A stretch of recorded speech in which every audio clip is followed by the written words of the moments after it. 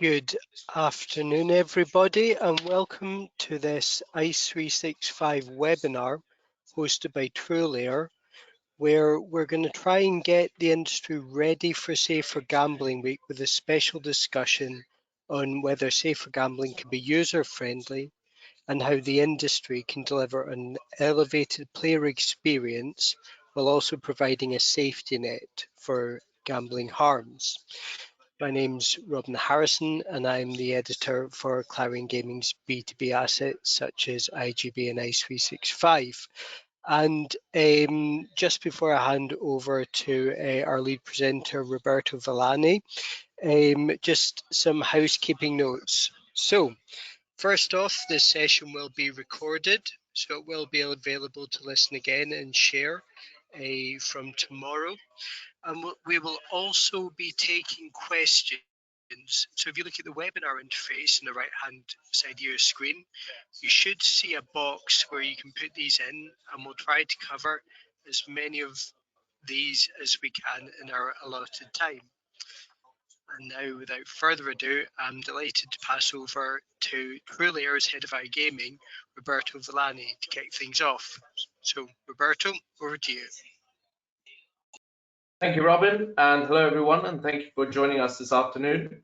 In today's session, we're going to talk about how safeguarding and anti-fraud checks impact the player experience and how operators can protect players in a more user-friendly way. While safeguarding regulations vary across markets, the direction of travel is very clear.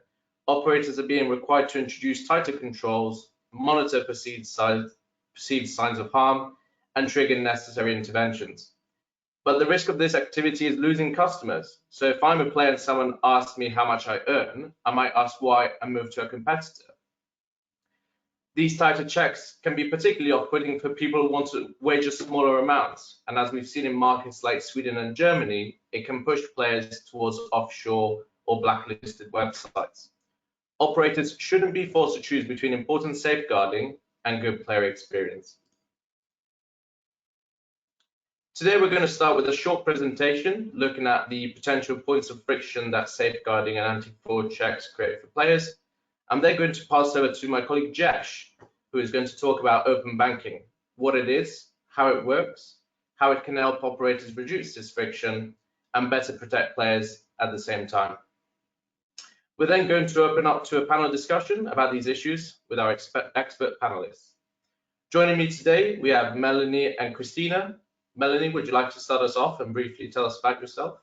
Hi, sure. Yeah, thanks for having me on today. I'm a partner at Northridge Law, and I lead the firm's betting and gaming practice, where we advise sort of a range of clients in the gambling space on regulatory and commercial matters. We act for sort of a range of clients, as I said, from the startups in the space to the large kind of gambling operators. I've been working as a lawyer in this industry for about 14 years now, so since around the time the Gambling Act 2005 came into force. Fantastic, thank you, and great to have you with us. Christina, welcome to the panel. Can you tell us about yourself as well? Well, thank you for having me, Roberto. Delighted to be in such rather stellar company, if I must say so. I'm old. I've been in the industry about 30 years now. I've worked with some brands you would recognize, some that you haven't, very much on the operator side. So I started off before we had this strange thing called regulation and KYC and all of these other challenges and hurdles. What I do currently is I work independently. I work with operators, with regulators, and I am actually a practicing regulatory compliance officer and MLRO myself for European licenses. So I'm kind of joining this panel with a foot in both camps, both kind of contributing, but also hoping to learn. Fantastic, that's definitely the right mindset. So great to have you with us as well. So let's start. So when players are on a gaming website, they expect the same fast and seamless experience they get in the wider digital lives. And they likely don't understand why players feel interrupted by questions about their income or identity. Last year, TrueLayer partnered with YouGov to survey 3,000 players across Europe about their attitudes towards registration and payment. And in total, around 2/3 of players, 65%, said that they would not tolerate the sign-up process, which lasted more than 5 minutes. As consumers become more used to time-saving processes and features, we anticipate their tolerance for complexity will continue to reduce over time. And that's just not sign-up. When it comes to continued affordability and enhanced due diligence checks, players can spend hours pulling together and emailing documents, and if they get round to it at all, and it might be left waiting days for a response. Some operators report that processing each affordability case can take an agent 5 to 6 hours. So there's clearly friction on both sides of the journey here for player and operator. Now, looking at the player journey as a whole, where are these points of friction? At registration, where the KYC and AML checks, which can take days and sometimes require players to submit documents to prove their identity or age. When a player makes the first deposit, the operator will need to verify that they own the bank account or payment instrument being used. At any point after sign-up, players hitting certain thresholds or triggers may be required to undergo enhanced due diligence, affordability, or source of income checks. And as mentioned, these can take days to process and usually require the customer to track down documents like payslips or bank statements. Some operators we've spoken to have told us that only 15% of these customers pass these tests, and the rest are either abandoned or failed. Finally, when a player comes to withdrawal, there may be other payment verification checks that the operator needs to carry out, which can slow down the payout process and frustrate the players. We know from our research with YouGov earlier this year that more than half, 55% of the players surveyed, would switch to another operator if it meant that they could get instant payouts. So overall, I'm painting a very bleak picture of the player experience here, but as many of the listeners on the operator side will know, there are a host of solutions on the market today which claim to solve these problems. The truth is there is no one product that solves everything, but we're here today to explain how open banking can form an integral part of an operator's safer gambling program, help reduce some of the friction points we've talked about, whilst also supporting you in making more accurate safeguarding decisions. So on that note, I would like to hand over to my colleague, Jesh Maxi. Jesh? Thanks, Roberto. Cheers. Hi, everyone. I'm Jesh. I'm a senior product manager at TrueLayer. And TrueLayer is a global open banking platform, and I'm responsible for the data products that we bring to market. I've been working really closely with iGaming operators to understand their specific needs when it comes to things like affordability, as well as the other problems that Roberto just talked us through. But before I jump in to explain how open banking can support operators, I want to take a step back and just answer the question, what is open banking? Open banking came about in about 2015 and was driven by PSD2 in Europe and payment services regulations in the UK, with a view to encouraging innovation and competition in financial services, and particularly payment services. It required banks covering the large majority of the UK and European population to open up customers' financial data to third parties when a customer requests this. This means that as a business, you can directly connect to a customer's bank account via secure APIs, either to fetch financial data, verify their account, or make a payment on that user's behalf. 6 years down the line, and open banking is pretty mature in the UK and rapidly maturing in other parts of Europe. There are now 4 million active users of open banking in the UK overall, according to the Open Banking Implementation Entity, and it's been doubling roughly every 6 months. At that rate, 60% of the UK adult population will be active users of open banking by the end of 2023. Thinking about open banking payments specifically, we've seen 500% growth year on year from August 2020 in the UK. And just to kind of put that into some real context, to give some examples of open banking in action today, you can top up your bank account or investment account on platforms like Freetrade, Revolut, and Trading 212 with open banking. You can buy a car with open banking the leading online car retailer, Cazoo, sells around a quarter of their cars via open banking. You can pay your tax with open banking. You can already deposit and withdraw funds through open banking with Leo Vegas, Casumo, White Hat Gaming, and other online gambling operators. So what does it specifically mean for iGaming operators? Thinking back to those friction points on the customer journey, open banking can support key interactions with customers. So it can help you verify a player's details with what's on file at their bank, such as their name, account number, and sort code, and enable them to make an instant deposit with high payment success rates compared to cards, for example. It can provide the income and spending insights you need to power your affordability checks in an instant and digital form, straight from the bank account. It can also help you verify a player's account instantly before you pay out. While vanilla open banking is only a one-way rail, some providers like TrueLayer have built on top of open banking rails to enable you to make instant payouts as well. So how does that improve things for operators? It really means better insights for operators and less friction for players. Specifically, it means you can get accurate financial data straight from the source, which is the player's bank.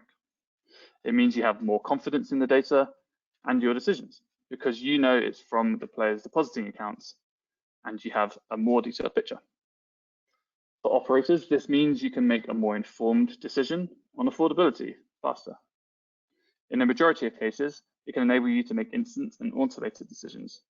And with fringe cases, it means the agent can get structured, aggregated, pre-analyzed data presented to them, rather than having to sift through paperwork and reading spending line items.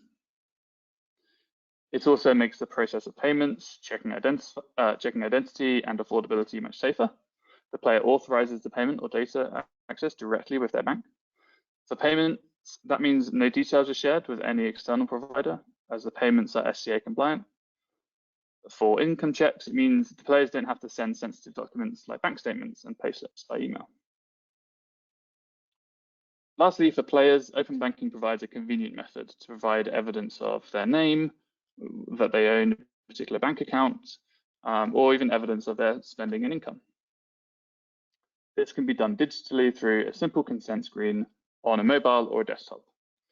The user doesn't have to go and track down their payslips or bank statements and email them back and forth with an operator and then wait days for a decision just so they can play. Now, I often get asked about what exactly open banking can enable when it comes to affordability and source of income. So I want to take a few minutes to get into this. Everything starts with a single connection to a user's accounts. Through this one connection, you can access account and enriched transaction data. This data is granular, up-to-date, and direct from the bank.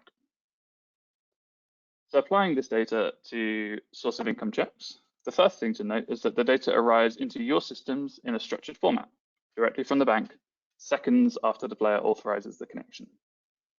A structured data feed means you can filter out spending and zoom straight into credit transactions, which is the money coming into an account. And that allows you to construct a granular view of a player's income. You can evaluate the amount and source of individual credit transactions over many months or years as needed. In most cases, this means quickly and reliably identifying regular salary payments. But even in obscure cases of kind of lumpy income, such as a one-off insurance payment, these can be identified as well, going back up to 6 years for some banks. So that's income, but how do we use this data for affordability assessments? So some open banking providers like TrueLayer will classify transaction data before passing it on to you. This helps agents understand how players spend their money. And what I mean by classify there is what we'll do is we'll look at a transaction and say, yes, this was some money that left the account, but we've looked at the description and it looks like they spent this money with Uber, or it looks like they spent this money with Amazon, or it looks like they spent this money with Anglia Water. So by combining income with an understanding of discretionary spending, such as eating out, and non-discretionary spending, such as your utility bills, operators can set appropriate deposit limits that are within players' means. I've learned this from talking to operators about applying open banking to the challenges they're facing today. Out of the box, open banking provides a toolkit for solving a lot of these problems, and we're working with operators to expand our platform with specific capabilities around income detection and affordability assessments. The upsides are clear. By incrementally replacing document uploads with an open banking connection, operators can reduce the time and operational expense to complete these checks. Operators can reduce fraud risk by eliminating potentially forged documents. You can protect vulnerable players quickly by setting deposit limits informed by users' real-time financial health. And importantly, you can eliminate friction from the user experience and retain more players in the process. Finally, let's zoom out and go back to our timeline of a player journey. Here we can see what open banking can do to reduce some of those frictions we talked about at the beginning. When a player is opening an account, open banking data can help accelerate some KYC and AML checks, such as source of income. It can also ease some of the frictions at first deposit, enabling instant and secure payments. As discussed, it can be used to make affordability checks less onerous on both the operator and the player. And finally, it can be used to improve the experience of paying out. On that note, I think it's time to hear more from our guests about their challenges and perspectives when it comes to safeguarding and player experience. So I'm going to hand back to Roberto. Roberto, over to you. Thank you, Jesh. So as just mentioned, let's now hear from our panel experts on some of these issues. We'll start with Melanie. So what are regulators looking for when it comes to affordability and source of wealth in the UK and across Europe? Sure, thanks, Roberto. Well, I mean, I can talk about the position in the UK. And the Gambling Commission has set out in its guidance documents that affordability is a factor the operator has to consider when they're deciding whether they need to interact with a customer, on the basis that if they're gambling in an unaffordable way, it's a sign they might be being harmed or at risk of harm from the gambling. And the interaction doesn't just mean sending them an email with some responsible gambling information. There may be cases where the operator needs to limit the gambling. But it's also clear that the Gambling Commission expects operators to actually be stopping clearly unaffordable spending. It has criticised operators for failing to prevent this in its regulatory action. But at the moment, the Gambling Commission is still consulting on what its detailed requirements are going to be for affordability assessments. So there's a range of ways that operators can approach them, as long as they can justify why their approach is reasonable. What we do know is that the Commission expects a sensible trigger to be put in place, a financial trigger for when an affordability assessment takes place. That's probably somewhere between £100 a month and £1,000 a month of spending, at least according to what they've set out in the consultation. They want operators to look at average data, for example, ONS data, which shows that the average disposable income of a household is just under £30,000. But obviously not all of that disposable income is discretionary spend. And then, in terms of what to do with that affordability data, again, there's still some discretion for operators to take a reasonable approach, but they need to be able to justify why they're doing what they're doing. So open source checks and open banking data, as Jesh has just explained to us, can be very helpful in terms of determining what a customer can afford. There will still be cases where the Commission would expect an operator to gather some documents and look at them themselves. For example, if the customer was wanting to spend more than what these checks were able to establish. So in some cases, an operator would be expected to know what the customer's employment is, and potentially look at some unredacted bank statements to assess what they can afford.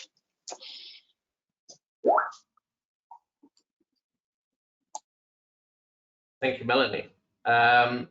So obviously affordability has been identified as a point of friction in the user journey. And I'm curious to hear from Christina, especially given your extensive experience on the operator side. Where do you see the biggest point of friction? Because there's quite a few that we've discussed, but where do you see the biggest one? Well, I would say the biggest point of friction is kind of showing that you are, I guess, following up on regulatory expectations. Your regulators, as Melanie elucidated, they want to see evidence that you understand the regulation, whether it's affordability, whether it's AML, that you understand how to implement it.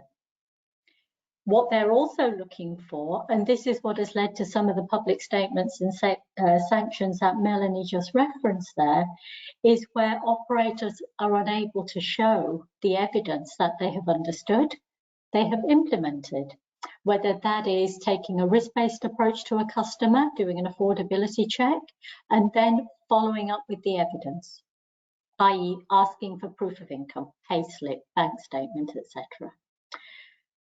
And that's where the friction kind of kicks in. For an operator and a customer, the points of friction are you have to ask for documents, and then there is the delay to processing them. You kind of think about the gambling sector. We are gaming, gambling, betting. We position ourselves as entertainment, as fun. Most of you will have Netflix accounts, Amazon.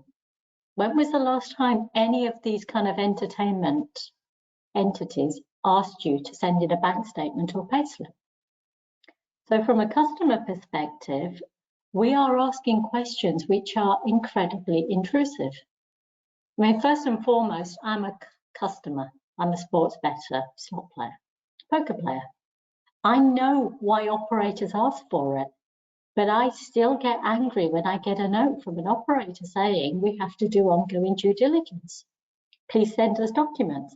So the points of friction are you're effectively saying to a customer, we don't trust you.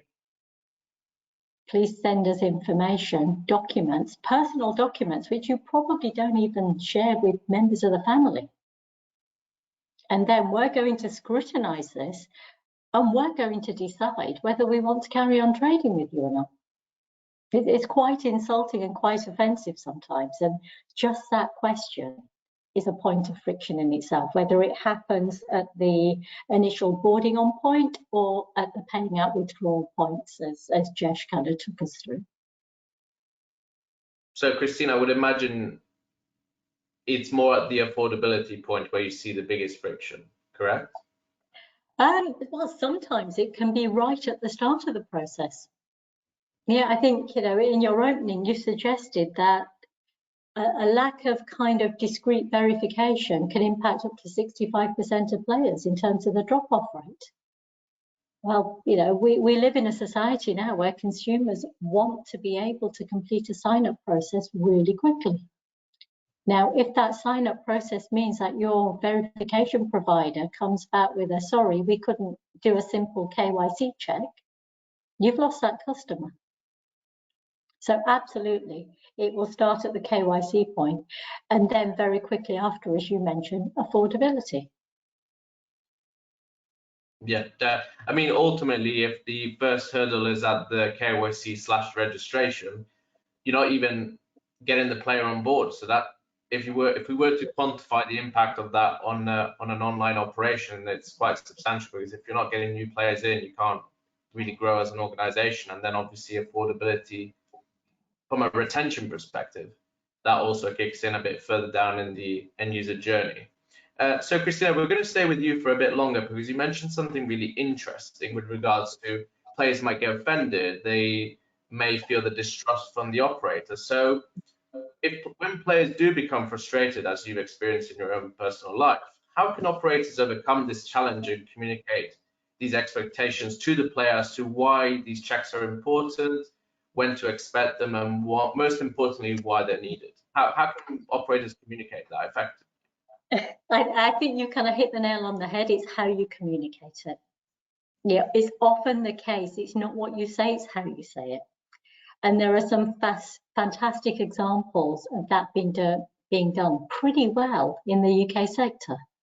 Without kind of showing favoritism to anyone, I'm just going to kind of throw them out as they come to mind.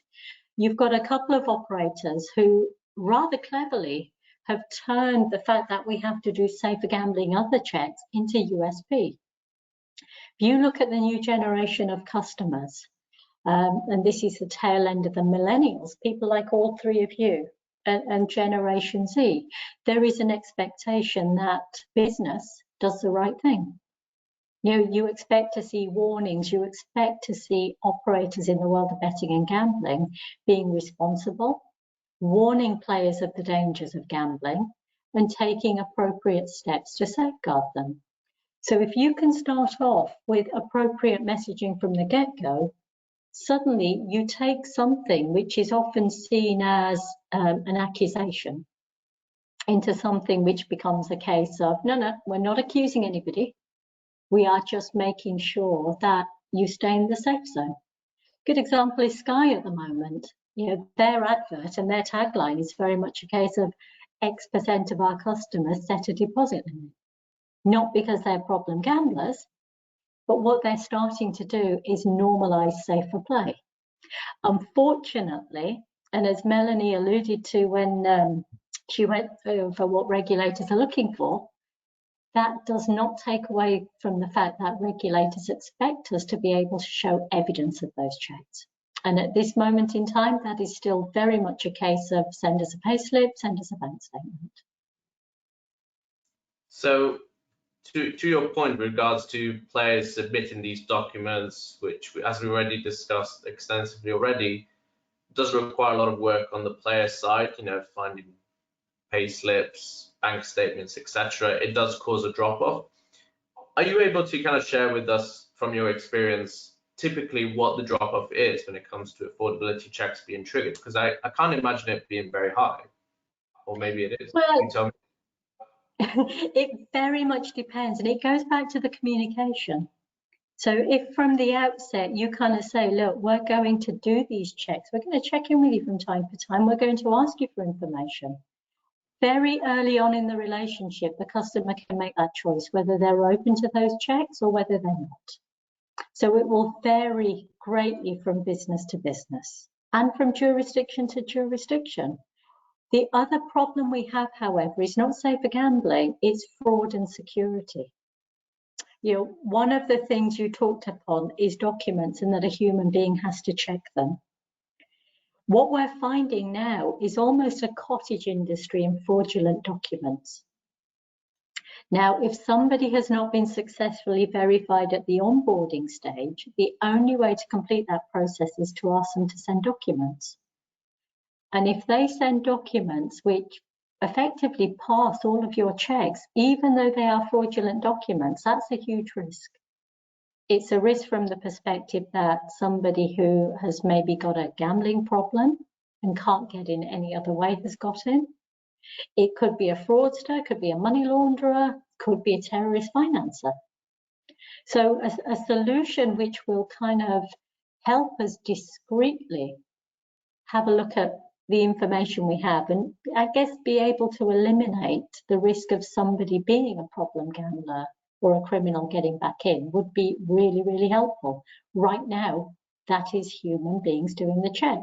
Apart from the fact that it takes a long time, like any other job, you start to get document blind and the efficacy and the kind of accuracy with which the check's done have started to dip off. And that's not because we have poor people in our risk teams.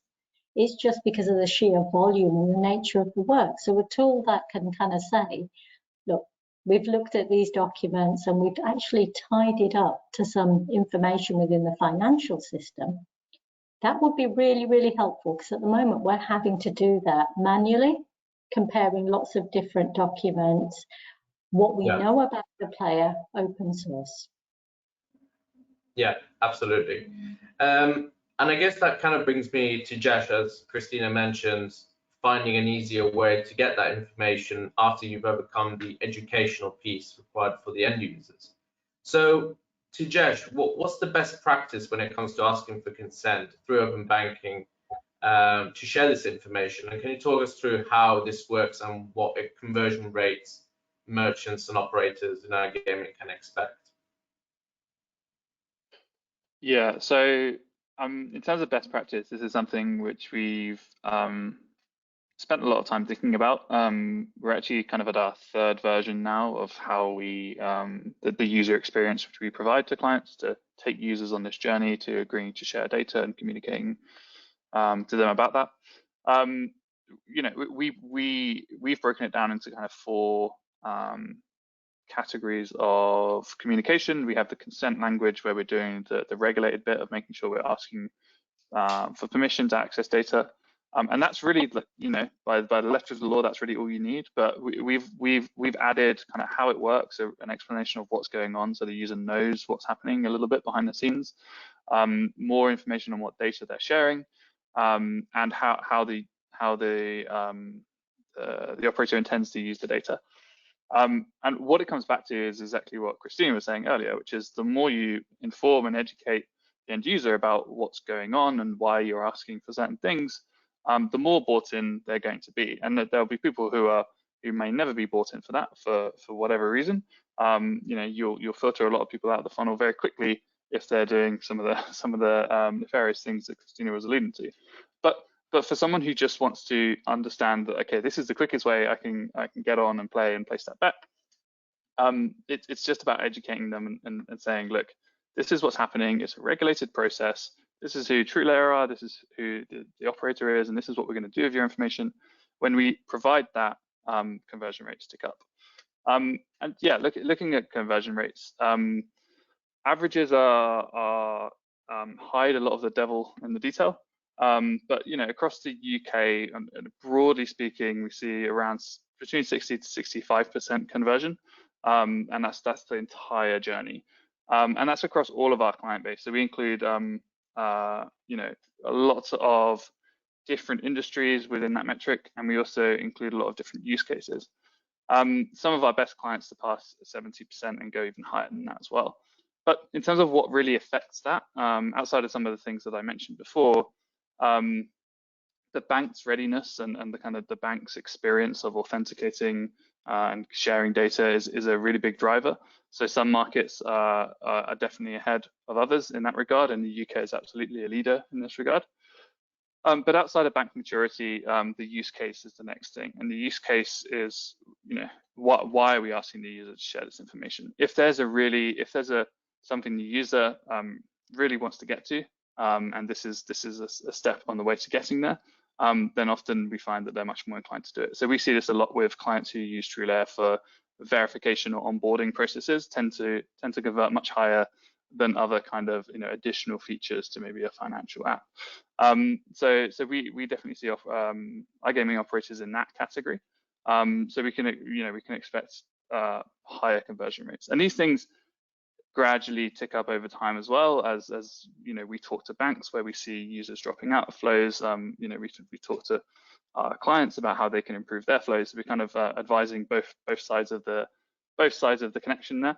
And yeah, that's generally how we work on improving conversion, and it's a never-ending job for our product team.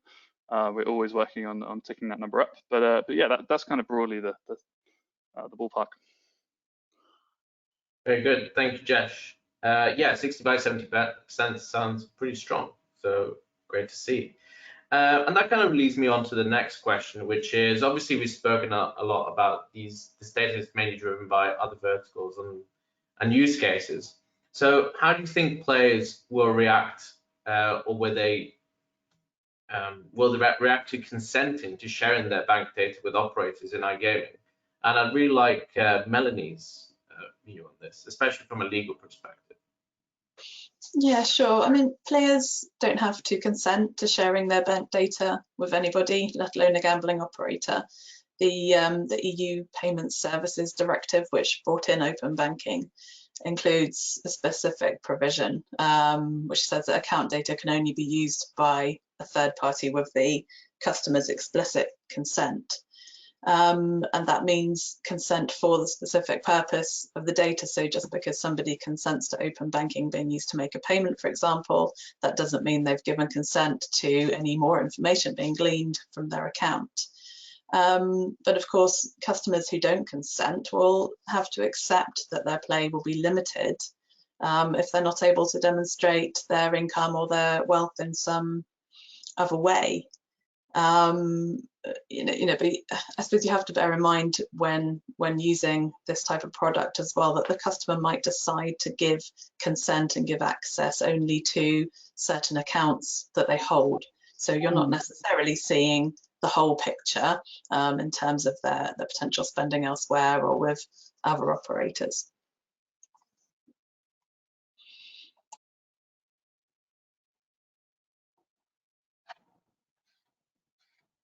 Roberta, your mouth's moving, but I can't hear anything. It had to happen once. Yeah, I know, it had to be me, right? Great. So thank you, Melanie. What I was going to say, can we go back to Jesh? Because I think you mentioned it in your earlier point, but it would be really good for us to go into a bit more detail regards to some things that you've touched upon in terms of how players react and how, especially in iGaming, how this can impact the user journey. Yeah, definitely. Like Melanie's exactly right in terms of when you collect consent, you're collecting consent for a specific purpose, and that's why we always include that and work with clients on how to phrase that to make sure that it's as narrow a scope as possible while achieving the objective for the user and the client. So yeah, that's exactly right. I suppose one additional thing is that the flow for initiating a payment is a distinct flow from connecting your bank account to access data. So those two things don't really collide in the world of open banking. It's one flow to initiate a payment, and there's a consent associated with that. And then there's altogether separate consent for when you're choosing to share data about your accounts or your transaction history. And again, I think the point about users having ultimate choice over which accounts they share is really important as well, because it's kind of not done and dusted once the user shares their data. They can withhold some accounts and present one side of the story. So this is where we're really interested to go beyond just providing the raw data. And I will say I always put raw in quotes because we do a lot of work to make the data ready for our customers. But yeah, we're looking at adding capabilities on top of that to say, well, can we see an income source from this data stream? So if we can see an income source, then we can start to introduce some flags or some checks. So it might not be that the data the user has chosen to share passes them through every check they need to meet some AML or KYC or affordability bar, whatever the operator sets it up. But it can get them some of the way, and if it can get them some of the way, then that's a bit of work, that's a bit of friction for the agent, frankly, that they haven't had to go through, and it's a part of the process that can be automated. So it's really important that users provide informed consent, and it's absolutely true that users ultimately have the final say on what data they choose to share or don't. I think in iGaming particularly, where we're looking at applying open banking to cases where, frankly, the user oftentimes is already sharing this data in the form of a bank statement or a payslip. There's a convincing piece to say, hey, look, it'd be much quicker and easier if you did it this way rather than that way. And I think a lot of those users who are already doing it one way, we have high confidence they'll switch to this new method. And then for the users that are reticent, the kind of the tail enders, you can keep those old processes in place, or ultimately, if affordability regulation comes in as people are expecting, then there might just have to be hard limits on what operators allow those users to do on the platforms. But yeah, in every case, whenever we've brought our data API into a new industry, we always work with the kind of, frankly, who we see as the leaders in each of those industries to understand, well, what's the best way to talk to a user? We provide some of the user experience ourselves at TrueLayer, but we also advise a lot on how to get the user ready to understand what they're about to agree to share. So our design teams work a lot of our clients on that, and it's really, really interesting. One of the things I love most about my job is being able to work across industries and take lessons from wealth tech or take lessons from selling cars and apply that to speeding up affordability checks. So there are definitely real challenges, but yeah, it just comes down to starting with the user's problem rather than insisting that open banking is a solution to everything. It's much more about like, where can we gradually introduce this into the right points of a user's flow to remove the most friction. Thank you, Jeff. Finally, Christina, I think this ties in very well with what you mentioned earlier with regards to not every iGaming operator database is the same, but we can all agree that there's different subgroups and demographics, and there's some demographics like millennials or Gen Z that might be more open to using open banking to share the data, and they've become more accustomed to it.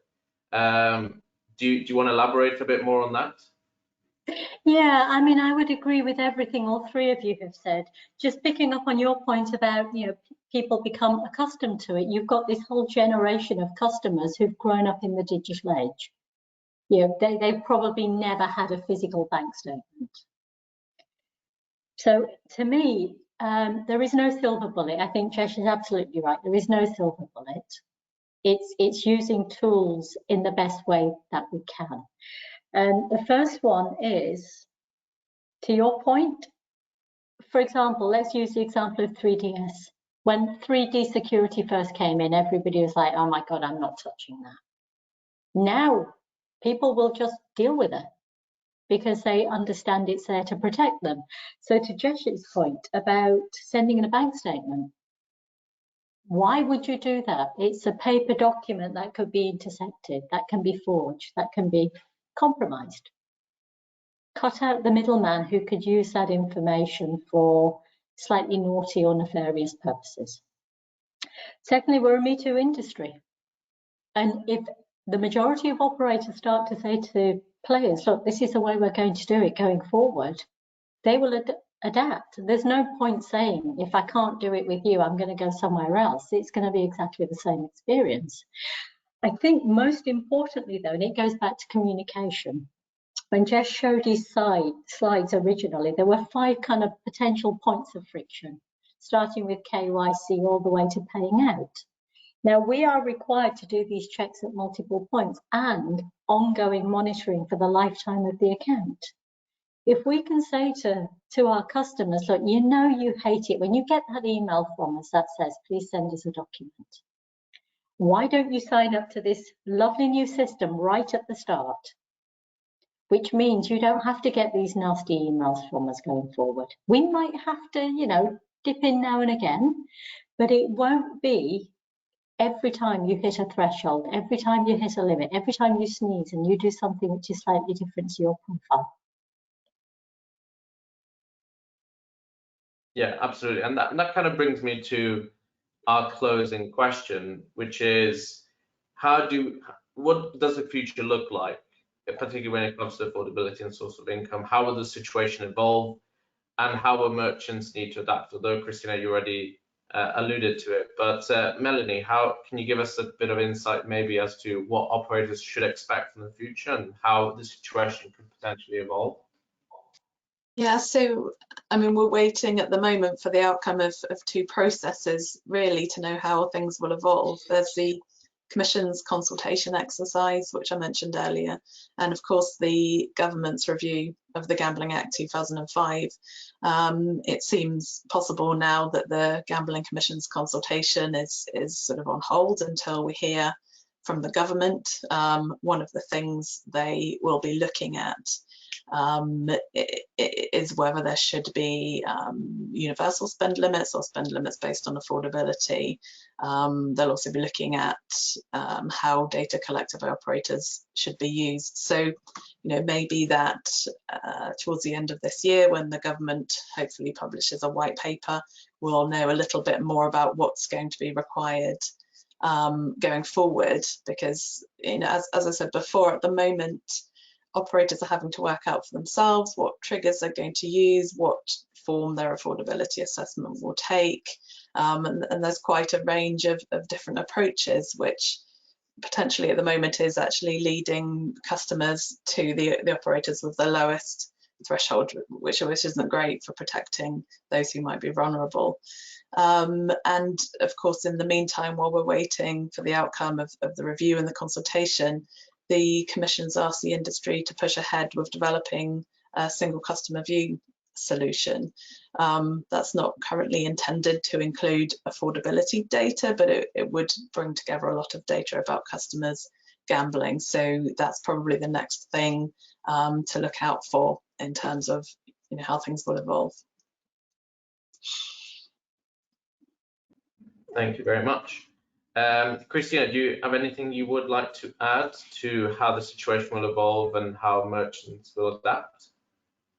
Yeah, I would broadly concur with everything Melanie said. I don't think the duty of care, which is incumbent on the betting and gambling industry, is going to go away. I don't think it's going to dilute. If anything, it's going to continue. And as we said, there is no one silver bullet, but I think I speak for a few of my peers in the industry when I say we've been looking at open banking to perhaps take us further down the road of discrete, less intrusive checks, especially when it comes to affordability, but also in terms of AML.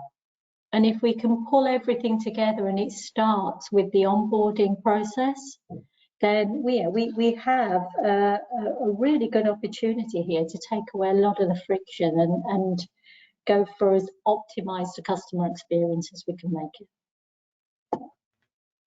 Absolutely. As you said, there is no silver bullet, and certainly open banking doesn't have the answers to everything, but it probably has the answer to most questions, which is what I would like to ask Jesh. So obviously our conversation has been very UK centric, but open banking does not only apply to the UK, but Europe as well. Do you want to give us a bit of a snapshot, maybe for our audience that may not be as well versed in open banking, especially on a pan-European level, to give us a bit of an overview of what's happening from a PSD2 perspective in Europe?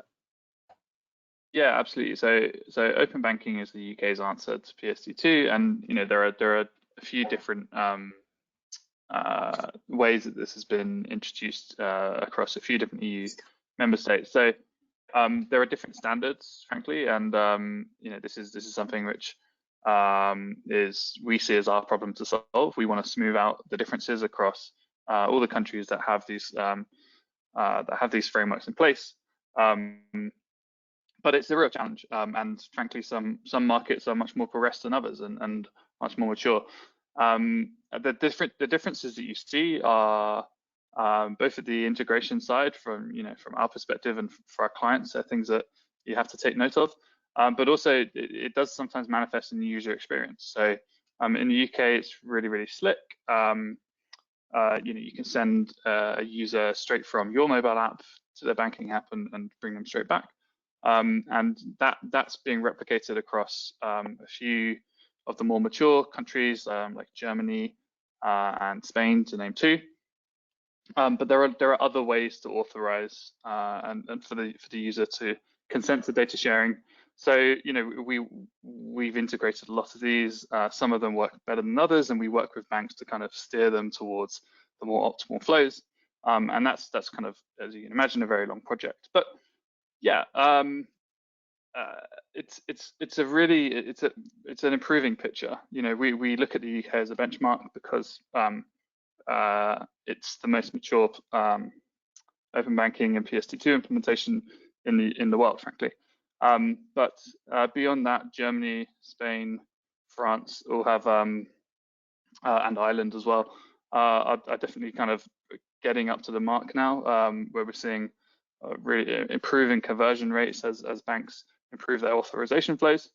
And this is a question where, again, going back to the fact that we work across a few different industries, depending on what a client wants to do, what data access they want, which markets they want to launch in, and what they want to do with the data, we'll advise them to say, maybe that's not the first market you launch in. Maybe you can get a much better win in the Netherlands or Germany, because we know that they have certain fields available, or they don't return, account holder name, which some countries do, some countries don't. So So we have this kind of pan-European view, and we can see where certain banks do things that other banks, or really it's country by country, where certain countries do something and other countries don't. And we can guide clients based on what it is they want to achieve, because data is never really the answer to a question. Data is always the means to an end. So if we understand that problem, we can kind of guide them. Yeah, so, but that's really the picture. It's really improving in the EU, and today we have 58% of all current accounts in the EU are accessible via TrueLayer's platform, and by the middle of next year that'll be over 90%. So we're very much there. We're open for business, and it's a place where we can start solving problems today, and we have clients live. So it's a real journey. And we've learned a lot from our experience in the UK, but the EU is next. Fantastic. Thank you, Jeff, for that very comprehensive overview. Obviously, a lot to come in Europe, and it's already in the works, so very exciting times ahead. I believe that brings us to the end of the webinar. I'm now going to pass over to Robin for any closing remarks. Thanks, guys. But before we get to the closing remarks, we do have some audience questions, which I think we should be able to get through one or two. So just to kick off, we'll just throw these out to everyone on the panel. So one listener's asked, while open banking may have a role to play in affordability, wouldn't it be very limited when less than 10% of GB adults have consented to its use?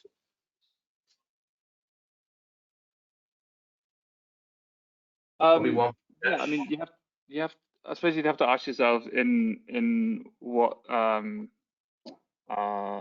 situations that they've had the opportunity to use open banking with to perform an affordability check or to pass that check. So there are lots of places where open banking has not yet been integrated, and we're really enthusiastic about the problems it can solve in iGaming. And the reason we see it as like as a really prime problem to solve is because it's already, like we said, it's already a case where users are sharing exactly this type of data in a frankly less convenient format. And from the operator's side, there's a fraud risk which they're exposing themselves to in accepting it in kind of this PDF upload. So,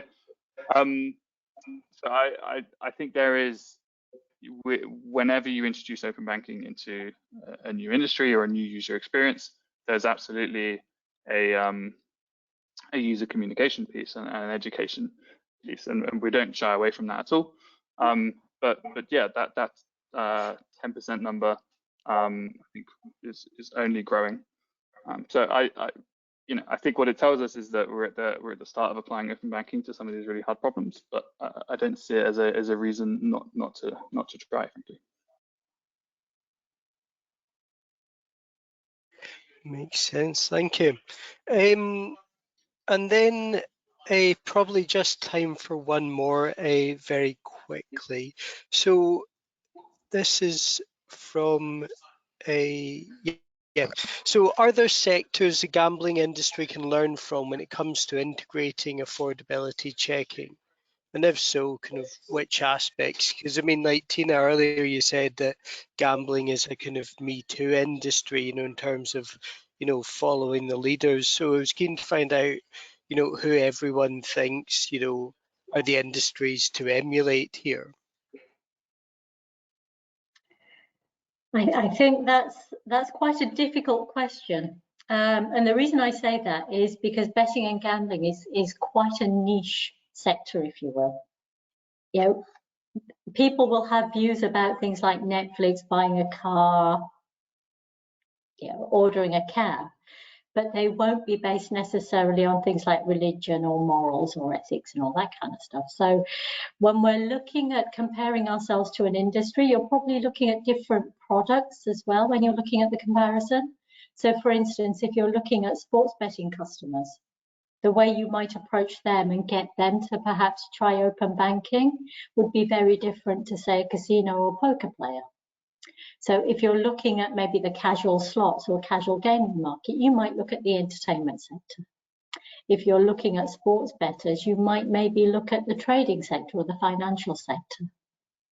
I don't know, maybe Jesh and Roberto can share a little bit based on the experiences they've had.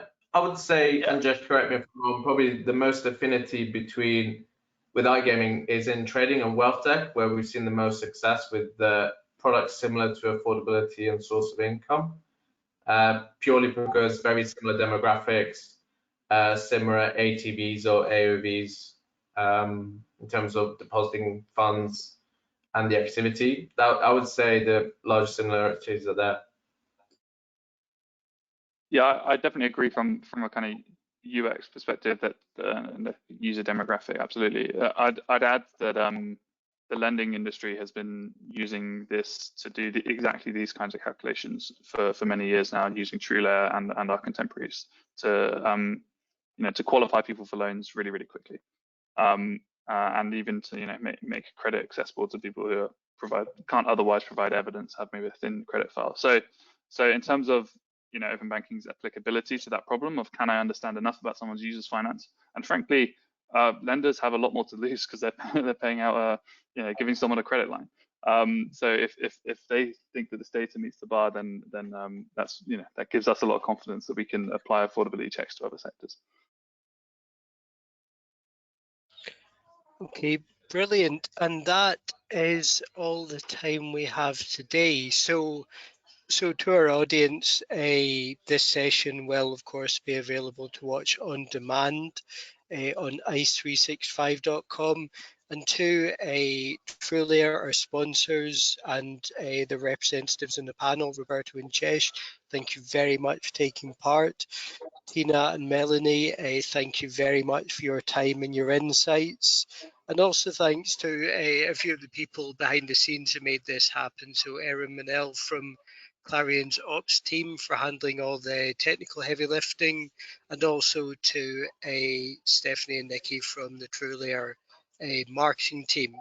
So that is the end of today's broadcast. We'll be back tomorrow with the next ice365 webinar, which is Keeping Actives, Retention and LPV in the Post-Pandemic World, which will take place at 3 p.m. on 27th October, and that'll be sponsored by Interactive. So any marketeers in today's audience, we hope to see you there. See you then, everyone. Thank you. Thank you.